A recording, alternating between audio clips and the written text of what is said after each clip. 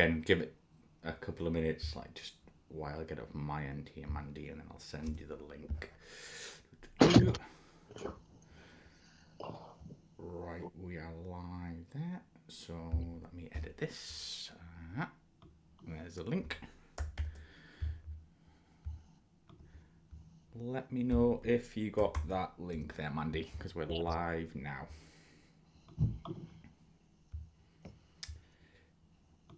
Yeah, got it. Perfect. Right, give me 2 seconds. I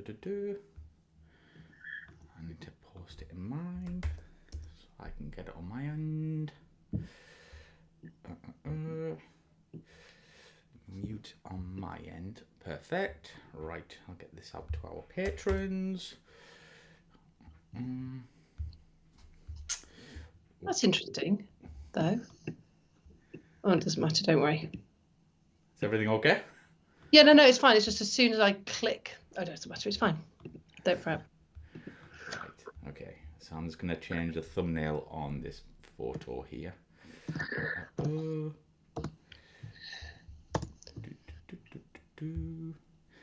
Bear with us, guys. As you know, it takes a couple of minutes to get this out to our social media, and then me and Mandy will be with you presently. So save that, send that over here. But while I get this out to social media here, Mandy, what have you been up to since the last time we spoke? Because it's been quite a while, but it sounds like you've been a busy bee. Yeah, I have been a busy bee, actually. No, I've all good, really. I've been doing a lot of work, which my work is sort of motivational speaking, and I also do facilitated training for companies as well. So I've been doing quite a lot of that in the States, which is a bit of a pain because, of course, you go onto their time. So it's always in the late afternoon, early evening. Yes, that's been really good, though. And it's really nice because it's constantly developing new courses and new material. So that's been fab, actually. So I've actually been really, enjoying it. Lots of podcasts with different people and an interview with another YouTube channel, obviously, which is, obviously I will not say the name, Mike. Oh, why not? Go on. You have to tell us now. It was with Lad Bible. So that was quite a wow. big one. Yeah. So that was quite exciting. I head up to London last week for that one. So I actually got to wear clothes. Not that I'm naked at home, by the way, most of the time. So that was that. Hi, guys. I'm seeing lots of familiar faces. Hi, Karen. Hi, John. Hi, Craig.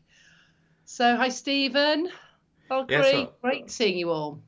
But yeah, great stuff. I don't know. I'm going to push on this, Mandy, but you've hit. I think it was it 6,000 sales on your book recently. An officer, not a gentleman.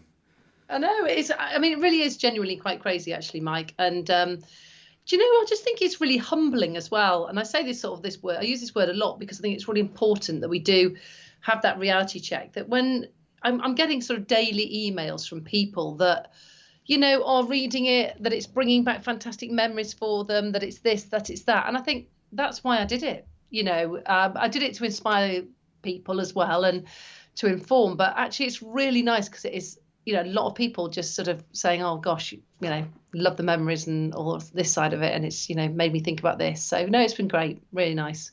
Absolutely. And guys, if you don't know who Mandy is, which I'm sure if you're on social media, you will.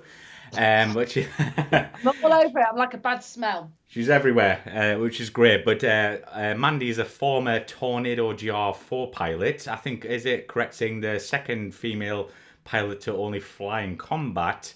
And also, obviously, amazing motivational speaker and author.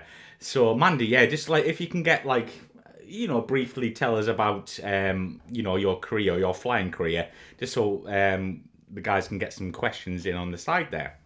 Yeah, sure. So I joined the Air Force in '94. I flew, went through the normal progression basically to get to fly fast jet. So I flew the Tutor. Oh, no, I didn't fly the Tutor. I flew the Firefly Tucano. All my starting flying was done on the Bulldog. I love the Bulldog, actually. It feels like a really robust aircraft, in comparison. So that's great. I loved that one. I did all my training at university on that. And then, Tucano, then the Hawk, and then eventually the Tornado GR4, when I then went to, after that, after I'd had my children, I went to Boscombe Down, and I was on handling squadron, which is a slightly unusual squadron to be on. It's sort of looking after all the ground crew aspects, so all the aircraft document sets for Tornado. I was looking after Tornado, Tucano, Hawk, and I got to fly in all of them. So it was great. So I got some hours still on the Tornado. Then I flew on the Hawk loads down with Faradu down in the Navy, with the Navy down at Culdrose. And I also got about 60 hours flying the Squirrel helicopter, which actually I loved.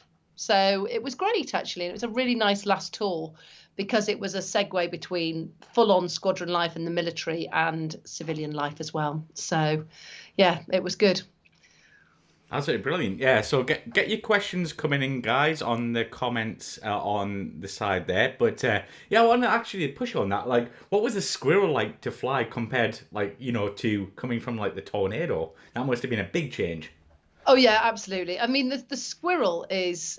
To be honest, I loved helicopter flying, and I think, you know what, it's often seen that fast jet or bust, you know, you go fast. But I think a lot of people actually choose to fly helicopters, and I think rightly so, because it's a completely different skill set and you're doing, you know, very, very different things as well. So it's, you know, I loved the fact that we would, you know, we'd take off and I was flying with an instructor and we'd be able to do, you know, confined, what's it called? It's got like confined sites where you go in and it's a really small space that you've got to go land in. And, you know, he'd go, yeah, you can fly that in. I'm thinking, are you sure? You know, but he was like, no, I got about 60 hours in total actually flying the Squirrel over that time. And yeah, it's brilliant. It's just very different. But I did love the flexibility that you get from that and be able to sort of land it in fields and stuff like that. So we do have a question that's come in. Guys, I see lots of questions that are coming in about my book. At the end, I'll tell you how you can get hold of a signed copy of my book. So rather than answering every single one individually, that's probably going to be the easiest thing. Okay. So from Craig, how do you compare your PPL training to your RAF basic training? I think that's a really good question, actually. So basically, it's an odd one because, oh, I'm sorry, I've just hit something and I've shown my ineptitude here. Because, oh, that's better. Sorry. So basically, I think when you're doing your PPL flying, you are able to use all of your documents. So your flight crew checklist, and you go through it and you've got it out. And I think the difference is that when you get into the military, you're not allowed to. So everything is about memory. So that is a massive difference, actually, to be honest, you know, that really sat out for me.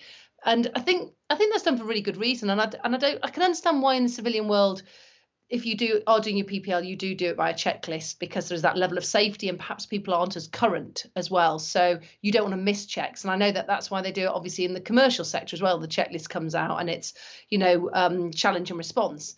But obviously in the military, you're flying really much more regularly and you need that capacity to be able to deal with other things. So that's that one really. Good question though. Let me go through here. Thanks for that, Craig. Phil, I'll answer your question. What made me leave the RAF? Miles, basically, I hit the end of a contract. So you signed up when I signed up, it was for 16 years or your 38 point. And so when I hit my 38th birthday, it was time to go. But also in some ways, I know it sounds a bit funny because you might think, oh, that's crazy to leave. I was ready to go. I think me talking about that Boscombe Down sort of stage, it felt like a transition period from the excitement of frontline fast jet ops to doing a slightly different role once I had kids as well. And it was a nice stepping stone to sort of leaving the Air Force and perhaps thinking about a future career. Obviously, at the time, I was thinking about a future career as a commercial pilot, which is why I got my commercial pilot's license and spent a lot of money getting it than to not use it, which is a bit mad, I know. So, yeah, it was a natural leaving point. Other than the Tornado, how do you rate the F-111, the F-15E and the Buccaneer? Oh, the Buck. Yeah, now there's an aircraft and a half. Out of those, well, I always think the F-111's a bit like the Tornado. You know, it's a big, looks like what it says, you know, on the tin. I think the F-15E, you know what? I would have loved to fly the F-15E, actually. And I think if it wasn't for the fact that we were saving British engineering by, you know, keeping British aerospace going as well, you know, I think it wouldn't have been a foolish thing to actually buy F-15Es actually off the shelf from America. But, you know, obviously I know why we didn't, but I do think it's an incredible jet. And the Buck, yeah, just iconic, isn't it? So, you know, yeah, a bit before my time, never obviously had a chance to fly in it, but I would have certainly loved to. What's the fastest you've ever gone in the Tornado? Sadly, I hate to say this because it makes me feel a bit like of a traitor. The fastest I've actually ever been in a Tornado was in an F3. Can't believe I said that. But I went up with another lady pilot, which was brilliant, a wonderful woman called Sue Gardner, who was one of the instructors at Linton. And then she was my standards person when I was at Boscombe Down. And so she offered me a trip up in a Tornado F3. I was meant to have a couple of rides in the sim first, but the sim was broken. She said, "Oh, I'm sure you'll be fine." Okay, great. So I got in the front seat. She was a qualified instructor, by the way. So we got into a twin stick aircraft and we took off and we headed off over the sea.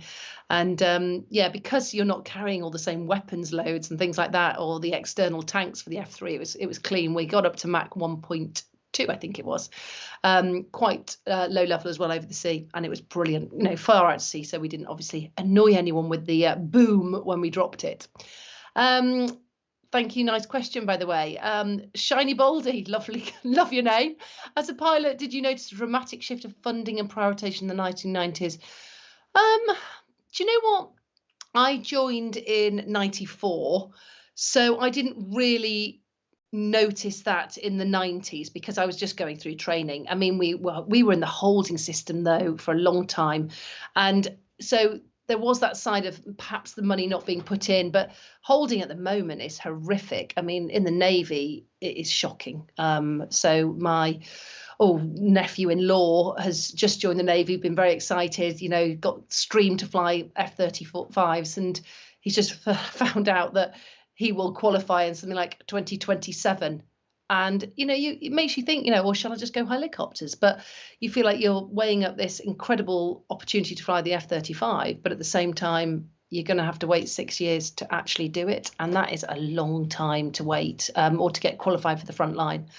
So I think we really need to do a lot on our holding system. But the over-optimism after the Gulf War, yeah, again, so what, 30 years ago. So I was only 17 at that. And you know what? I don't know about you guys, but I have loved, you know, following like John Nichols and, you know, there's a guy, Triple TE, who puts all about the Tornado tribute. And there's posting a lot of stuff about the Gulf War because obviously it's the 30th anniversary of it.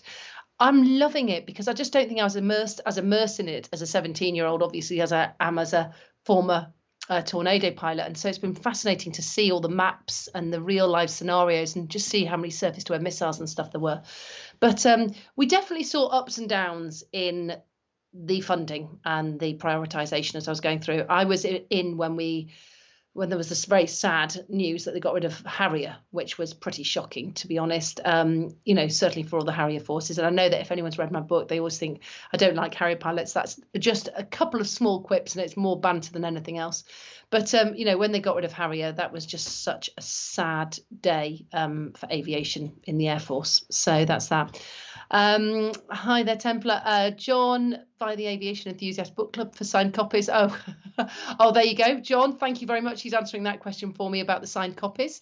Yes, I am on the Aviation's Book Enthusiast Book Club. And to be honest, that's probably your easiest way, actually, because I'm in that group. And so therefore, it's really easy just to contact me there via a private message on Facebook. But thanks, John, for popping that in there. What would you say was the highlight of my career in the RAF? I've got one highlight that wasn't a flying highlight, which is probably not what I meant to do because it's sort of aircrew. I was involved in the Duke of Edinburgh's award scheme when I was at school and with the cadets, and I got my gold award and stuff. And when I became a qualified pilot and had my wings, I was invited to St James's Palace as an ambassador for the scheme to hand out the awards. And it was just one of those monumental moments where you just feel so proud to be wearing your uniform and your wings. And I was standing in the throne room and, you know, my shoulders are back and I've got all these expectant faces in front of me. It was way before I'd done any public speaking, so I was absolutely bricking it, obviously. And they're all looking at me and I'm thinking, here I go, and I had a speech written on card. And then I suddenly noticed that everyone's heads turned a bit. And bloody Gary Lineker was in the room next door. And everyone was a bit gutted they hadn't got the famous footballer. Damn. Anyway, so that was a real proud moment. And I think another highlight, let me just think. I think your Wings Day, I think, is a real highlight. You know, you've worked so hard, and I have to say, I don't think I ever worked as hard as I did on at Valley. I mean, going through advanced flying training at RAF Valley, it is brutal. I know my friend Puppy, who was the boss of 4 Squadron at Valley, on the aircrew TV program that was on recently, that they had on there. You know, he described it as you're doing 2 advanced driving tests every day for 10 months. I mean, it really was. And especially when we were on the T-Mark 1, you know, talk about an old aeroplane. It really was an old aircraft. You know, there's you know, no moving maps. There's no head-up display, you know, no GPS. So it's all done on situational awareness, processing of your own brain. And you're working at max capacity. So you've been working. And when you finally find out that you've passed and you get to have your wings parade and you actually do a 9-ship fly past. And my now husband, my boyfriend at the time, Craig, managed to fly up actually. It's not abuse, obviously, of the Navy's resources at all. But he flew up and landed. I think he was in a Hawk as well. He landed up from Yeovilton for a couple of hours so he could watch it.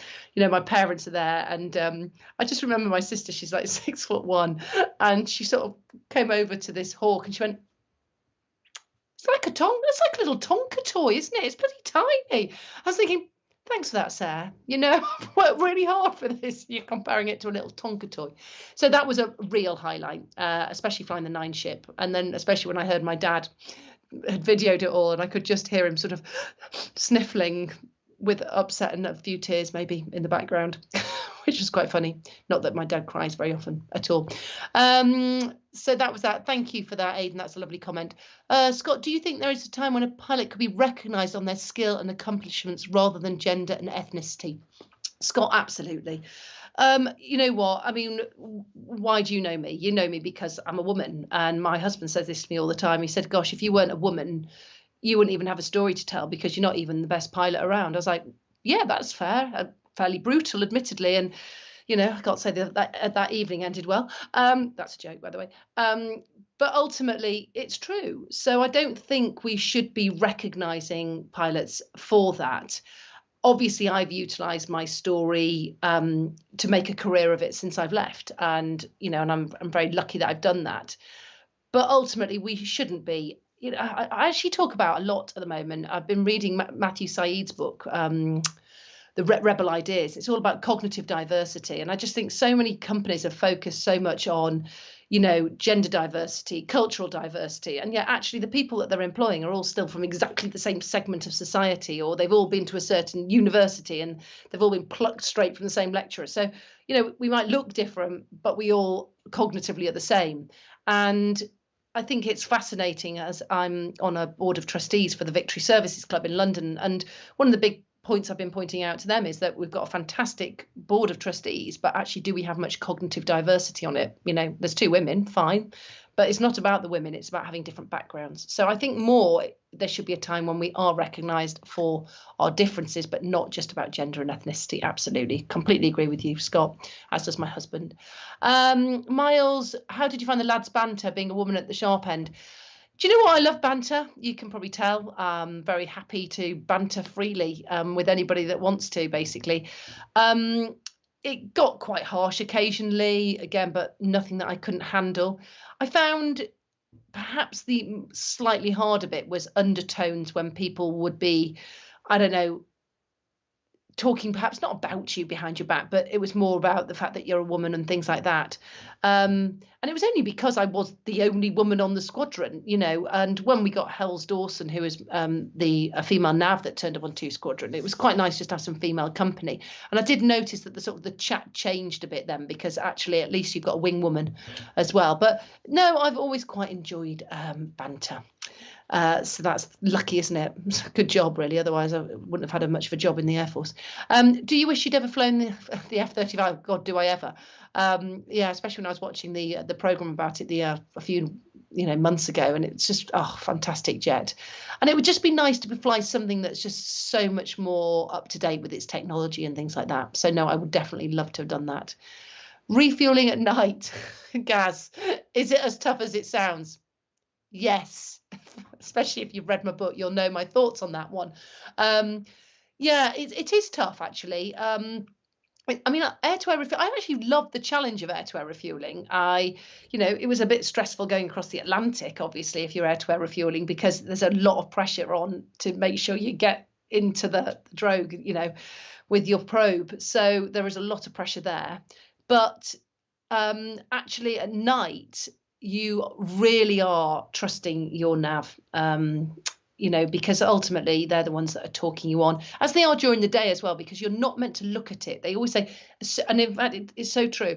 As you're going up towards it, you can see it approaching. If you look at it, you can't help yourself because you're so close. You think, I'm just going to lunge, and you nearly always miss. It's this like random jousting, and then because you've accelerated at that point, you're going to potentially damage the basket. I mean, I have never done that, thank goodness, but I have been in a formation where the basket did get damaged. But fortunately, it was just a training exercise for us, and we weren't. It wasn't, critical to the mission to carry on. But actually, you just need to trust the backseater who is chatting you on, as you trust them in everything that you're doing. I often describe myself as the stick monkey to get them to the place where they can do the job, which is what it is becoming more and more, which is why they changed the name from navigator to weapon systems operator, because actually it was less about the navigation and more about the fact they've got this very, very complex weapon system that they are operating, hence the name. But good question. Justin, did I ever get an offer to go and pass it? Yeah, Justin. Yeah, I did red flag twice. Loved red flag. It's one of the best exercises you've ever been on. It really, I mean, I've done quite a few in Norway and things like that as well, but red flag to me is just the epitome of what joining the Air Force was all about. You're walking in on the first day and you feel like you're on the set of Top Gun. You start strutting your stuff a bit. What can I say? Yes, I did. And it was brilliant actually. The Americans are just such a pleasure to work with as well. I've always enjoyed working with the Americans. Initially, it takes you a while to get used to them because there's a slightly different banter level, and they tend to be a little bit more sincere than we are. So you've got to be a little bit careful and not become too harsh in your banter, let's just say. And also we had to be careful that we didn't use certain words. One that really amused me, and I know I talk about it in my book, is basically we weren't allowed to use the word head for the connotation to something slightly rude. And so the word head was banned. So basically on the first day that we were over there, our QI, qualified weapons instructor, a top chap, stood up and he started to brief. He was like, okay, heads up, everyone. I want you heads out all the time from your cockpits. I want the head on a swivel, looking through your head-up display at all times. And well, you can imagine the Americans were like aghast. So that was quite fun, but the actual raw flying was brilliant. We did a CSAR exercise as well, combat survival and rescue one, where we were ended up being on-scene commanders for a simulated downed aircrew, which was unbelievable, really, really good. What else? Yeah, we did. I didn't actually get to fly in the first one I was on, which was a shame because it was a night flying one, but I was part of the planning crew because I didn't have enough hours to participate. And oh my goodness, just planning some of the missions though, these guys were heading off. And what I loved was the fact that on 2 of the evenings when they were due to fly, the Tornado was the only aircraft that was successful because the weather was too bad. And of course, the Tornado could fly because of its wonderful terrain following radar. Elaine, okay. Oh, Elaine, I recognise Elaine's name. Firstly, congratulations on the book sale. Thanks for my inspiration, especially my boyfriend, Mr. T. Okay. Would you love to be back in service, and what current jet would you fly? Okay, so I know that Elaine and Mr. T are really into their flight simulations as well, so they've got some cool signs as well, I think. But would I like to be back in service? Well, it's really interesting actually, because 2 of my friends have rejoined recently because they've lost their jobs in the airlines and things like that, and it made me think: would I like to rejoin? And you know what? I'm going to go against probably what you think. I'm going to say, actually, I probably wouldn't, because I think it's a career that I absolutely loved my time in the services. I really did. But, actually, I often say it's a young man's sport. It is a little bit, because I think, pre-children, it's absolutely brilliant. I think it's more tricky once you do have children. But I mean, some of my friends have carried on, like Soraya Marshall. She's had a fantastic career in the Air Force. She's commandant at Cranwell at the moment. And her husband, Al Marshall, stayed in. He's, I think, AOC 1 group and about to be promoted to a different job. So do you know what? I've got lots of friends that have stayed in, Snakey and people like that, and they're doing really, really well. Would I want to join? I don't think I would rejoin, because I feel it would be a retrograde step to where I am. I quite like being in charge of my own destiny. I quite like the fact that if I want to take work, I can. If I want to take 6 weeks off in the summer, I do. And I do. So I don't work for the whole of the summer holidays, and I don't work for all the children's school holidays. And it's given me that balance, that work-life balance. But if I did, I would certainly, obviously, love to fly the F-35. I mean, why wouldn't you? Fantastic. My favourite routes to low level. It's obvious, isn't it? It's going to be the Machynlleth Loop. I love flying around Wales. I mean, it's just magnificent. And I love the fact that as you became much more familiar with it, so when you're flying on the Hawk, it was quite sapping, because you were, oh my God, where am I? Oh, it's that mast. Okay, Newton mast, oh, there's the Clee Hills, blah, and you could orientate yourself. But I think as you become so much more familiar and more experienced as a pilot, you knew which valleys you're in, you knew that if you did there, you almost didn't need a map. And that's when it became really good fun. And I loved actually flying up in Scotland as well. I mean, the air is clearer up there. You would have so many better weather days of pure blue skies to fly, especially over in the sort of Lossiemouth. And we would fly some spectacular sorties down the lochs, and especially over to that west coast. And, all of these beaches from above. I mean, it's aquamarine. It's a shame it's so bloody cold up there, because quite frankly, it looks like a tropical island when you're flying over the top of it, especially that whole west coast. Do you think the Tornado had enough legs for its intended mission, or could it have done with more range? It's a really good question, actually. The range, I don't think, was a massive problem. If you compare it, I think it's the only thing. If you were to do top trumps with that against the F-15E, I think the actual Tornado has more legs than that. One of you is bound to, right, I'm wrong, but I think I might be right. I'm not so good on my technical. But actually, I do think it had enough legs for its mission. I think ultimately it was limited to 8 hours airborne because of the oil usage. So, but actually, would you as a pilot really want to be flying single seat, single pilot ops, flying for longer than 8 hours anyway? Probably not. I mean, obviously, we almost never flew without tanks on. Okay, so if you're internal only, yeah, the legs would be pretty appalling.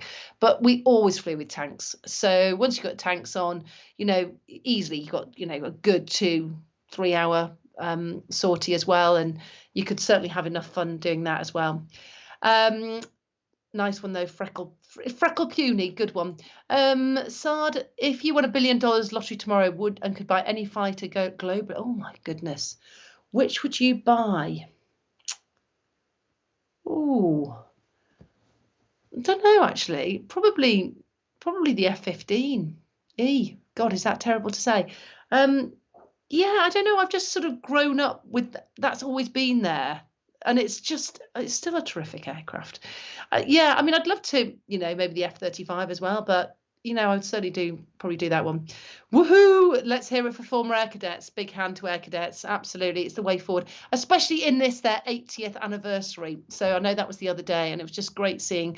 Oh, I put a thing out on Twitter and it went mad with these fantastic pictures of everyone's Air Cadet photos, and I loved them. Some great hairstyles. What can I say? Mine included. So there we go. Some good questions. Yeah. Did I ever eject? No. I didn't. I never had to eject, thank goodness. I do have quite a few friends that have ejected, and they don't describe it as a pleasant experience at all. And it makes you shrink. But that would have been a bonus for me at 6 foot tall. So it would have been nicer to lose a quarter of an inch or so. My best bollocks moment though would definitely, it would be a toss up. I've had a couple actually, a couple of sort of quite hairy moments. One of my hairy moments was landing at Goose Bay in Canada. on what's called contaminated runway, when it's at least 3 millimeters of water on the runway. And it's a strange runway in Goose Bay in Canada. You've got half of the runways ridged and half was smooth. And basically, it was a error chain waiting to happen. But we'd pushed the limits on a merge because we were doing air combat training on our operational conversion unit. So I only had 30 hours on type at the time. So pushed the limits for fuel. Recovering back, they said huge thunderstorms are going through, but I didn't really have enough fuel to do anything about that. So I was like, yeah, that's fine. We'll carry on. Then they said we obviously needed some talk down from air traffic control. So they said, talk down. I was like, yes, please. Then they said, would you accept it from a trainee? Obviously, the sensible thing with 2020 hindsight vision would have been, no, thank you very much. I'm already under enough pressure. But of course, being aircrew and all the rest of it, you went, yes, of course I can do that. We got this talk down, and as we're coming down the slope, the localizer, you normally get 1 degree left, 2 degrees right. This is a sort of fine tuning as you're coming down this localizer. This guy was going 5 degrees left, 12 degrees right, 15 left. And I was thinking, either it's my flying, it's this thunderstorms that were all around, or this guy is absolutely horrific. Anyway, as I was coming out, I'm hitting my minimum descent height of 200 feet. And basically at 200 feet, it's, look up. And can I see the runway? I looked up and I'm like, I'm lined up on the apron. So I've got all the aircraft lined up and the runway's over there. Now I'm at 200 feet, but I am the girl and I'm obviously running low on fuel and I really needed to get this jet on the ground. So I hauled the aircraft over and I slammed it down, but I slammed it on the center line. And we've been told it's a really wide runway as well. If it's really wet, do not land on the center line, land on the ridge side. And I landed on the centre line, and as I engaged thrust reverse, we went through a full aquaplane on that side, and we spun through 90 degrees, and we started heading down the runway sideways at about 160 miles an hour, which is considered not a good thing, in case anyone was wondering. At which point my navigator, Jay, shouted, "I'm not ejecting yet." I'd never even thought about ejecting, so that was not good. And it was all in slow-mo. I mean, when things happen in the air, you're responding immediately. So I've had a massive bird strike once just outside of Prestwick. And, it was really, really worrying, basically. So that, though, you basically respond very, very quickly. But in this occasion, it was in slow motion. That was quite a oh bollocks moment. We didn't have to eject. And as we came to a standstill, we were actually lined up exactly with the exit way. So that was quite handy. Good question. Ellen, I was lucky enough to fly AEF with 2 F-35s flying around me. And that's my highlight in cadets. I think that's a pretty cool highlight, actually. What was my highlight in the air cadets? I just think it was the people I was with, actually. And I loved doing all the expeds and things like that with them, but something I really loved was all the night exercises. I only actually got to fly with them, I think possibly once, maybe twice. I'd need to have a look in my logbook. But yeah, I didn't get to fly very much at all because it was every time I went, the weather was poor. I think I went up about 6 times and only got airborne once or twice, which is shocking. But that is pretty cool to have 2 F-35s around the top. But yeah, no, I loved all the outdoor pursuitsy stuff as well. My dad was and is a fighter pilot, missed the chance to fly in the Air Force. My 7-month-old daughter is sleeping next to me. Oh, that is lovely. Well, get her my book and start reading it as bedtime stories. Indoctrinate her early, Daniel. That's all I can say. Let her basically, or you can live vicariously through her and ensure that she becomes a fighter pilot herself. By the way, it's not worked for my 2 sons. What's your opinion of the current state of the RAF, e.g. long holding times for pilots, low numbers of applicants for important roles like WISOs? Aidan, I think it is really worrying, actually, the holds, and I think it is putting people off quite a lot, the holding time, and I don't blame people.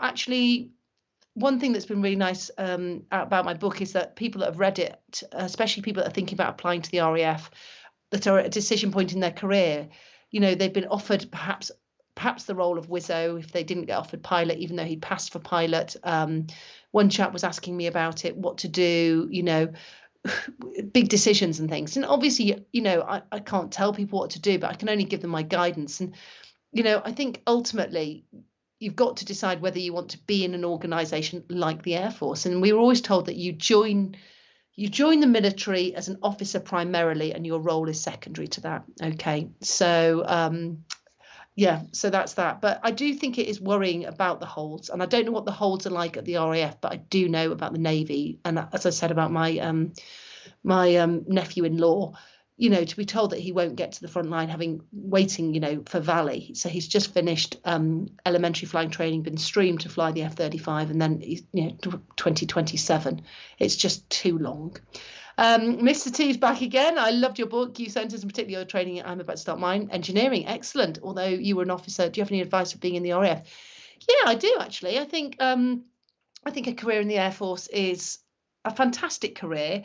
I think the important thing is that you learn to be yourself, that you don't just try to morph into the group that you're with. And I can see that Ian Bradford is on the line now, which is making me smile, because Bradders was on my course, and he was he was the only nav on our course, so we were all like screaming to fly with him. We had to fight over him.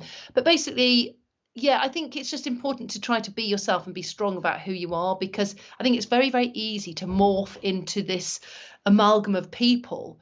And obviously we do need to adapt our behaviour ever so slightly, but don't change who you are fundamentally. And I think, it's about finding your tribe within that as well.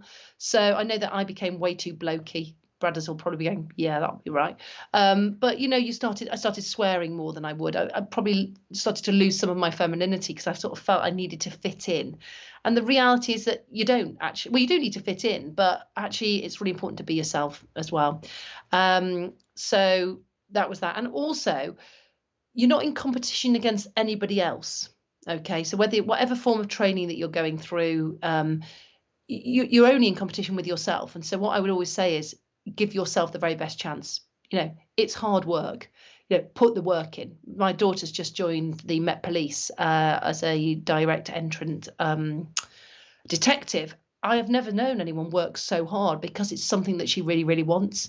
So I would just say, if you're willing to put the work in, you'll never actually regret that. And I certainly remember that long hours sat there with Bradders working as well. Cheesy question, but do you still pre-COVID go to air shows when I can? Yes, I certainly do. I try and get my kids to go.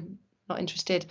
Such a shame, isn't it? But you know what, when both your parents are pilots, then I think it turns them off completely, which is a shame. But no, I do love going to the air shows as well, which is fantastic. Would you have liked to have had a stint as on a single seat, and if so, which one? F-15C, 16, F-18, definitely. I'd have loved to have fly the F-18 actually, mainly because obviously I'd have felt like I was in Top Gun. But yeah, I wasn't good enough. Hand on heart, I wasn't a good enough pilot to go single seat. Would I have been now? That would be a really interesting thought, wouldn't it? Would I have been good enough if I was going through the system now to get streamed, out of Valley? And the answer is probably yes, because there isn't the option of a twin seat aircraft. You've only got, single seat aircraft. So if you're going to end up at Valley, you're probably, hopefully going to make that grade. So yeah, I would have probably liked to have a go, but at the time I genuinely wasn't good enough. Bradders here. What was your favourite flying location in the UK? Mine was Glencoe. Yeah. I've just talked about that, Bradders. So I didn't see your question there before I answered it, but you're right. West coast of Scotland. Yeah, it's literally like you'll agree with me. It's like flying over a tropical island, isn't it? I mean, the sea, where it's really shallow, it's just like so crystal clear and blue, and it's almost like, yeah, I'm in the Mauritius. It's just the temperature is about 40 degrees different. But I absolutely love the west coast of Scotland, and I loved doing battle formation and low level nav around there as well, especially when you've got a bounce and you're hiding behind these islands at the sea, and you're like looking up and you suddenly see this aircraft coming over this island towards you, and it's sort of, yeah, you basically get a bit of a snap right to try and outchase him. Did you ever do training with the US Navy? They have a different definition of head. Yeah, to go to the heads. I think all the Navy. Well, I'm thinking the Royal Navy have a different of the heads as well. And it's the toilets basically, the heads. And my husband often still says, I'm just going to unuse the heads. I'm like, you've not been in the Navy for 20 years, really? Do we have to call the toilets the heads? Can we not move on? But there you go. What was the most important piece of advice you were given before starting IoT, Aidan? Oh, gosh. God, that's a long time ago. I can't really remember.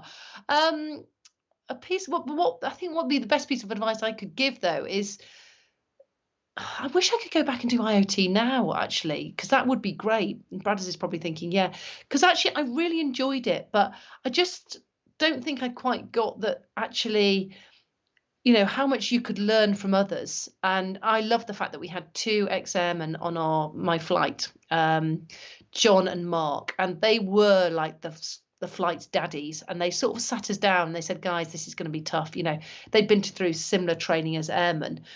John was an ex-sergeant as well, and it was it was basically, this is going to be brutal. This is going to be like the toilet, cleaning your toilet with a toothbrush sort of crap that you have to put up with in those early days. And all I'd say is put your head down, get on with it, be the grey man. I never was the grey man, and it was to my detriment. I often had a quit back. And the other piece of advice was make sure you get on side with your flight commander, because my one did not like me. Apparently I was not feminine enough. That's always a bonus. But as anyone that's read my book will know, I always could drink my 2 half pints and therefore insist that I was being feminine. So there we go. Richie, hi Mandy, do you ever consider trying for the Red Arrows? Again, I didn't really, because I just never really considered myself good enough. And it was only really afterwards I've been talking to Kirsty Murphy, who was the first female and only female Red Arrows pilot. And I chat to her quite a bit. She's a good friend of mine. And it was just interesting when she was sort of saying, she literally just saw it stuck on a notice board and thought, I'll have a go. Why not? And I think it was that whole realization. I think early on for myself, they were taking very, very few Tornado pilots. They were majority were from single seat, so Jags or Harriers. And then actually, by the time I was due to leave the Air Force, there were a lot more Tornado pilots on there as well. But it's a difficult one. I think rather than flying with the Reds, I would probably, ironically, have preferred just to have done a tour as an instructor at Valley, which was always something I really, really wanted to do. And it's a shame that it just didn't work out timings wise with myself having had kids, which is a pity. How easy can a GR4 or GR fly away with the loss of an engine, critical speed on takeoff when fully loaded? Well, you probably wouldn't be fully loaded at that point, because you had this big button that basically would you keep your live arm master switch to live, and it basically means that you can do an emergency jettison. So if you had a critical engine failure at that speed on takeoff, you would probably dump your tanks immediately, which would give you the capacity to fly away. Greetings from Sweden. Did you ever have contact with the Swedish Air Force? Yeah, lots actually. We did loads of really good exercises over in Denmark and Sweden and Norway as well. And often, and the Swedish Air Force would fly down as well, and we would join together on some really cool exercises as well. So always love to fly with all of you guys. So that's great. Oh, I've just whipped up. Hold on a minute. I need to go a bit quick, I think. Sorry, just to say, oh no, there I'm up to heads. Just trying to work out where I am. Love seeing the low-level stuff in Scotland. Did you ever strafe the fire tower at Naval? I don't know, actually. A landmark. I don't know what landmark is, actually. You'll have to explain that one, Nicholas, to me a bit more. I'm not sure where landmark is, unfortunately. Most disappointing aircraft you've ever flown? Oh, I don't think any of them have been disappointing. I don't know. Maybe the most disappointing one for myself was probably the Firefly, actually, because I'd come from the Bulldog. And I had about 160 hours on the Bulldog when I finished University Air Squadron, and I really loved the Bulldog. I think anyone that's ever flown the Bulldog just speaks with such fondness about it, because it just feels really robust. And I was so excited to then start my flying training and to get into the Firefly, and actually it just felt very plastic in comparison. And I remember thinking that, God, it feels incredibly plasticky and not so good. So that was probably my most disappointing aircraft. Daniel, I missed out on flying, became a software developer, but still feel really bad. Oh, you shouldn't feel bad, Daniel. You've made choices. What would you say to those of us in your position? I would say, you know what? Regret is the most futile of all emotions. Don't waste time on it. We choose career paths, we make decisions at certain points in our life, and then basically, if we are unhappy with that choice, then we do something about it to change. Okay, because ultimately, there's nothing stopping us. I mean, I do a lot of motivational speaking, and I'm calling it at the moment change your flight path, because I think it's really important that we don't just get stuck in a rut, and that you just basically feel like you're on this railway track and that you're just carrying on doing what you're doing. And that's how I felt a little bit when I left the Air Force, when I did my commercial pilot's license. And I thought everyone else was doing it, best I do it. I've got to have this skill. The only thing I can be is a pilot. And then, and then it was this sort of moment of horror where I had my license and I was like, yeah, great. And I did MCC and I got 737, and all of that side of things, and did all the sim stuff. And I would have liked to have a go, but I wouldn't have wanted, I'm sorry, I'm just going to say this really honestly, I wouldn't have wanted the lifestyle that a commercial pilot offered. And I know it because my husband does it, and he found it brutal and did not enjoy certain aspects of that flying. He enjoyed some aspects, but he didn't enjoy some of the companies that he worked for. He felt the culture was pretty poor. So what I would say is, don't feel that you are stuck in a rut. Actually, if you're not enjoying what you're doing, make a change. It's never too late to actually make positive changes in your life and do something that you actually want to do. Life is too short to be doing and spending time doing stuff that you hate. Considered while a teen. Once in a while I think about what if, but never mind. Oh, I know the feeling. Elaine again, fantastic fighter pilot. You must love adrenaline. How do you keep the adrenaline flowing in as hobbies in sports? I do love skiing. Okay, so skiing is my passion. I feel gutted at the moment not to be out there. Yeah, so I love skiing, and I love skiing very, very fast. So I love a really empty, wide red run. That is my perfect, because it means I can set my watch, I can set my speedo, and I can basically hit, I think my best is 100. I think it was 100 and something kilometers an hour. And I was there flying down this run, no one around at all. And then I heard someone coming up behind me. It's my bloody son. And he was about 9 or 10. And I'd always thought, to this point, get them to be really good skiers, really encouraging them. They were doing all their lessons. Suddenly he's in this tuck position and he's just coming past me. And I'm thinking, you bastard, I've done all this to get you to this point, and now I'm really disappointed that you're better than me. And I always thought it was about, the momentum of weight carrying you down the mountain, a bit of physics in there. And evidently it was all about technique. So that was a bit gutted. So I love that. Love mountain biking, getting really into my mountain biking at the moment. So I could see myself really getting into that a bit more. I climbed Kilimanjaro a year and a half ago for outdoor pursuits. Honestly, if you ever get to do an experience like that, do it. It was, I think, almost second to none, probably one of the best highlights of my life. I did it with 20 women, fundraising. I raised over £30,000 from Winchester Hospice, and it was just really life-changing. It made me realise how much I'd missed the camaraderie that I hadn't had since I left the Air Force. And it was just lovely to work in a team again. But actually the experience of and the challenge of it as well was incredible. So yeah, if you get the opportunity to do that sort of thing, do it. Seize the day. I've been reading about the fantastic seniors and SL71. Would you have liked to be part of that program? It must have been epic. Yeah, it must have been, exactly. I completely agree. And I haven't been reading about it. Michael, did I ever do DACT against F-16s? Do you know what? We talk about this a lot, and a lot of people ask us about DACT, and the answer is that actually you don't really do very much. The GR4 was not air combat. It's just not designed for it. That's really not its strength. So actually you do very little air combat. The most we ever did really was our yearly 3-hour check or something like that, where it was like, yeah, let's get qualified again to get that tick in the box. So no, we never did any.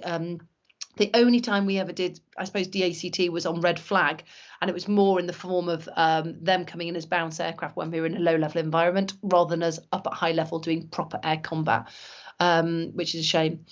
Do I still fly privately? And if so, do I still do aerobatics? At this moment, I am not flying. I haven't flown for, it's 2 years, which is unbelievable. So when I left the Air Force, I signed up as a volunteer reservist. And I did that for 8 years, flying cadets around, and I literally pulled the wings off it pretty much every time I went airborne. And I really enjoyed doing that. But actually, I hit this balance where I was so busy with work, and I travel all over the world with it, doing my speaking. Come the weekends, actually, I needed to see my family. And so, yeah, I had to hang up my flying boots 2 years ago now. And I haven't flown in a small aircraft since, actually. But no, aerobatics is definitely something I love doing. Yeah, and I've got some great videos. I'll stick them on YouTube and stuff. Not YouTube, I'll stick them on Twitter and things like that, but some good little aerobatic sequences there. Should the UK have purchased the F-16s back in the 80s? Probably. A bit like I was saying about the F-15 when they were looking at replacing the Tornado. I completely agree. One last flight ever. Tornado, F-15E, or Vulcan or B-52. Oh, last flight ever. Well, because I've flown Tornado, do you know what? It might have to be the Vulcan. It might have to be the Vulcan just because it's so iconic. And if it's going to be my last and only ever last flight, it might have to be the Vulcan. What an experience that would be flying that one. Mighty beast. Funnily enough, you say that about being offered Wizzo over pilot. I had that exact offer a year today, and I'm currently waiting to sit OASC for pilot again.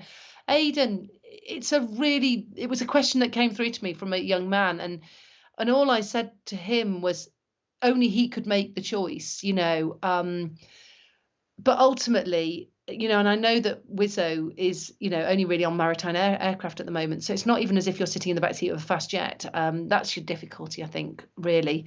And so well done for you for hanging out for pilot, and I think good luck to you, Aidan. Honestly, I'll keep my fingers crossed, keep everything crossed for you. Do you still use bikes to solve your angles and headings? Well, quite frankly, I should have been the other day because my son was inundating me with some horrific algebra and fractions to do, and quite frankly, if I could have gotten bikes to solve some problems like that, maths problems, it would have been helpful. Fortunately, I don't have many angles and headings problems these days. But having said that, because my husband's a bit sad as well, when we do go out for a bike ride, he always yells tricks, and it's often when we're going across the field, so he starts poking his legs out, and then he'll suddenly yell rotate, at which point we both go through 180 and head in the opposite direction. That's the fun that you can have when you're two pilots married to each other. Oh, the fun never ends, I tell you. There we go. Right. That is Gringo song. I wish I had a gun for an Aidan. What would your verse in that song be? Oh, do you know what? I can't think that quickly on my feet. I'm sorry, Aeroflip. I'm going to have to skip on that one. What was my favourite aviation book, mag, and movie? Actually, I'm just reading at the moment Harrier 807, which is great, by the way, Roland. Thank you very much. I am loving that. My best aviation book's obviously got to be my own.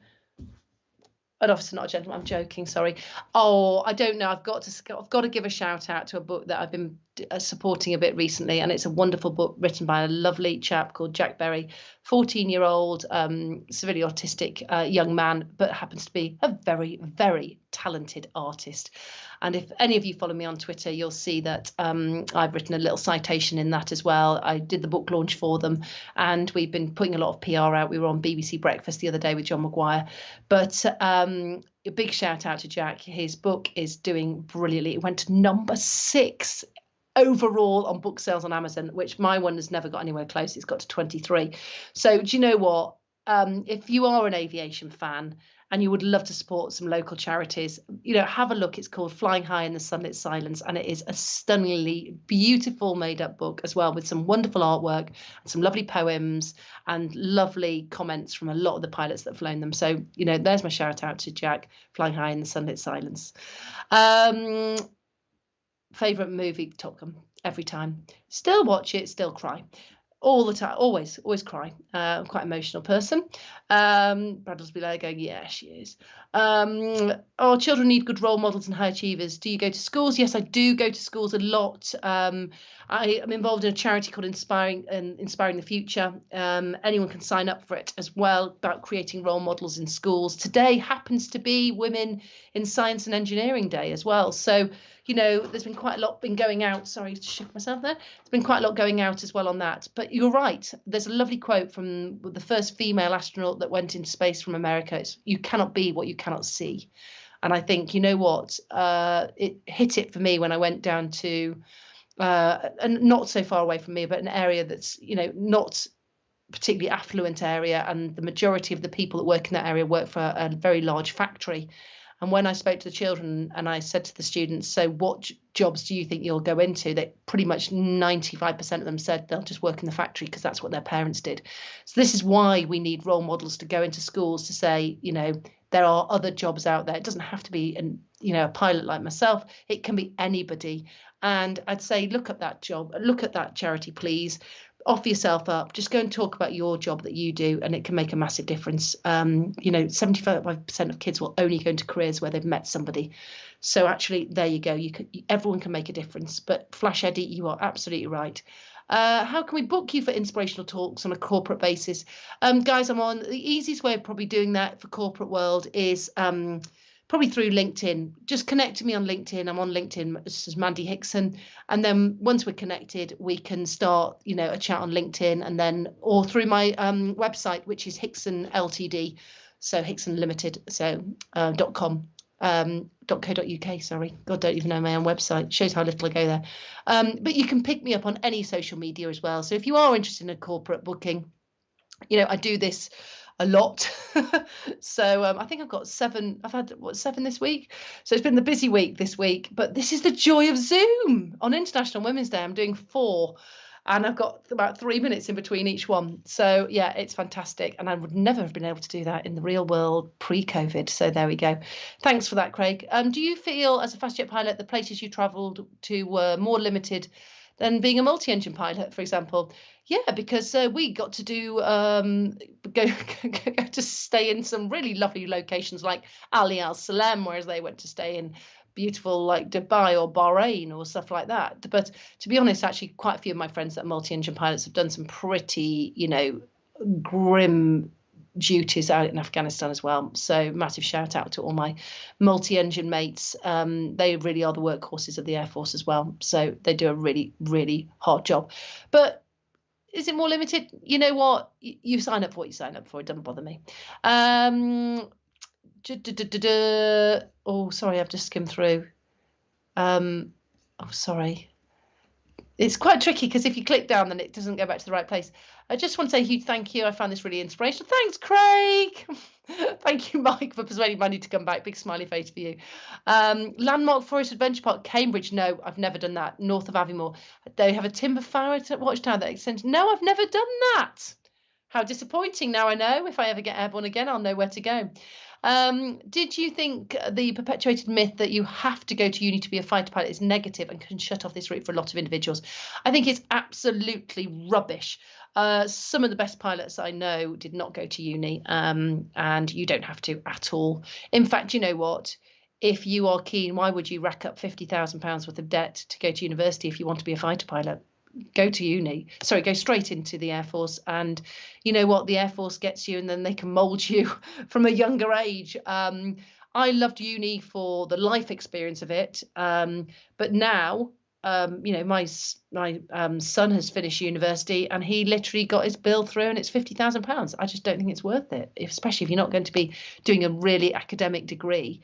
Gone are the days when you go because you just want to experience and grow up a little bit. I think the whole of around COVID is going to actually change as well, people's opinions on the importance of going to university. So absolutely, Aidan, I do agree with you that it is a myth, and I don't think you have to go to uni, and you should not think of yourself as being in any worse off a position than someone that has gone to uni if you do go straight in. Did I ever keep in touch with the girl? Oh, do you know what, actually, Miss Templar, it's really gutting to say this, is I don't know what happened to her, because if I did, that would have been the better ending of the book. But I didn't want to lie in any way, shape or form and say, that this was what's happened. So I don't know what happened to her. And because you fly with so many different cadets from so many different places, it's really tricky. So we're just going to whip through the last few. Is fast jet training on an operational squadron all about keeping recent at different competencies in a strict syllabus, or are you free to choose? No, you need to stay up to date, Callum. You've got to be competent in what you're doing. So you do need to be actually up to date in all of those different competencies. My pleasure, Karen. Good shout out. # we are Team Jack. Absolutely. Good purchase. Do you think the Tornado was a good purchase by the RAF? I think it was the best purchase ever. Absolutely, and I'll never have anything said against it. Did you have the chance to go back to your own school? I have spoken at my school twice. I was a guest speaker when I first got my wings, and then I went back more recently, actually, and just did a speech for them one evening as well, just to try to inspire them on. Did I ever keep a journal as the source of my stories? No, I didn't. But the wonderful thing, Cyril, hello, Cyril, the wonderful thing there is that you've got your logbook. So actually, and I also was addicted to taking photos. So I've got hundreds of photo albums, but not digital ones particularly, and not very good. I've certainly got some dodgy ones of Bradders, but I won't share those. But no, I didn't. But what was really lovely was basically being able to write the book, was looking at my logbook, and I could see every individual flight, and it would remind me of the story that went with it, and then hopefully some of the photos back that up. Which was great. Hi there, Mandy, respect from Private Pilot from Holland. Hi there. Can you please explain the limitations of a swing wing aircraft in respect of vertical maneuvers such as loops? No. No.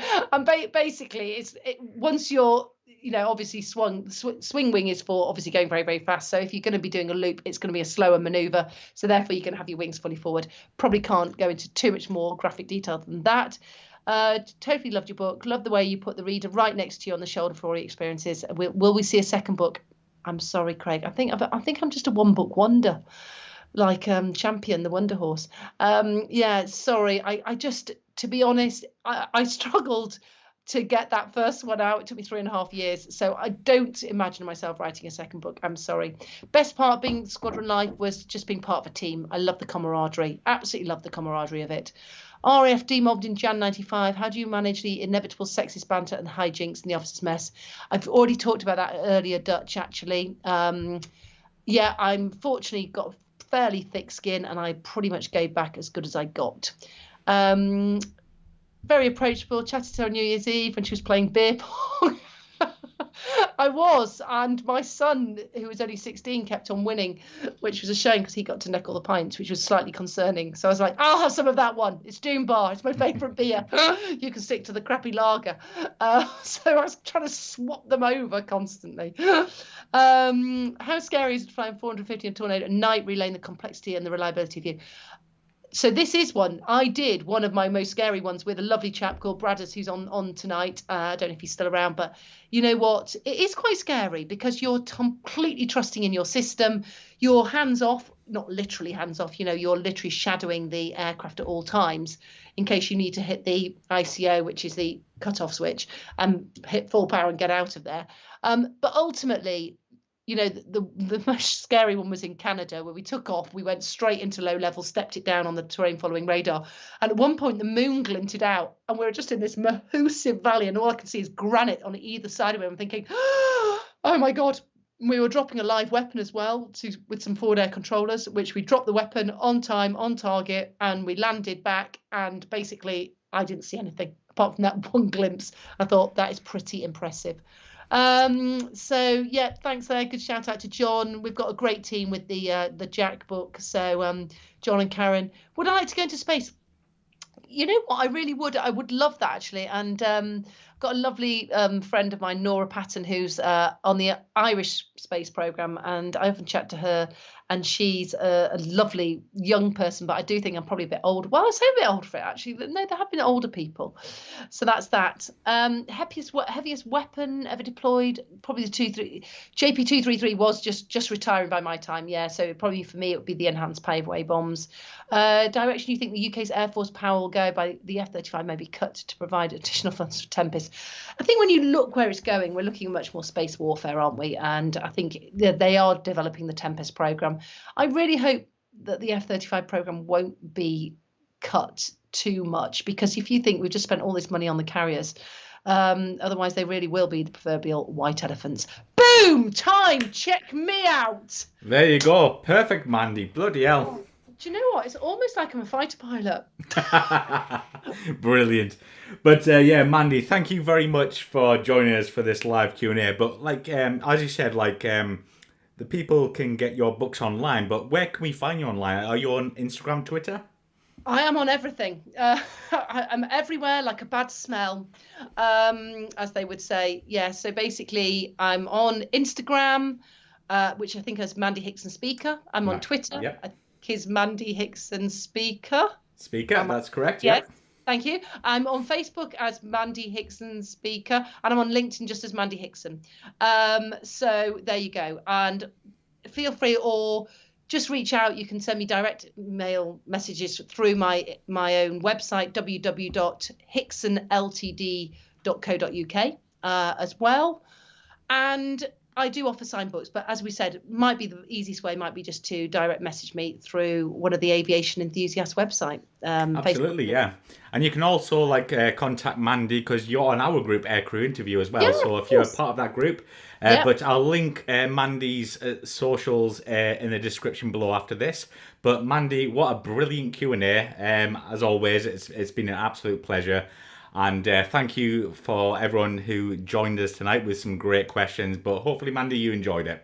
I always enjoy chatting. And what's really nice now is that as I've got more familiar with so many of the faces and the names, should I say, on Twitter, it's just so lovely seeing so many people coming up. And I sort of feel that our arms have been wrapped around this big aviation community, and I absolutely feel the love, guys. So, There you go. thank you so much. And thanks, Mike. You put on a brilliant show, and I love watching some of the interviews that you've been putting on recently. So thank you for your time and dedication as well.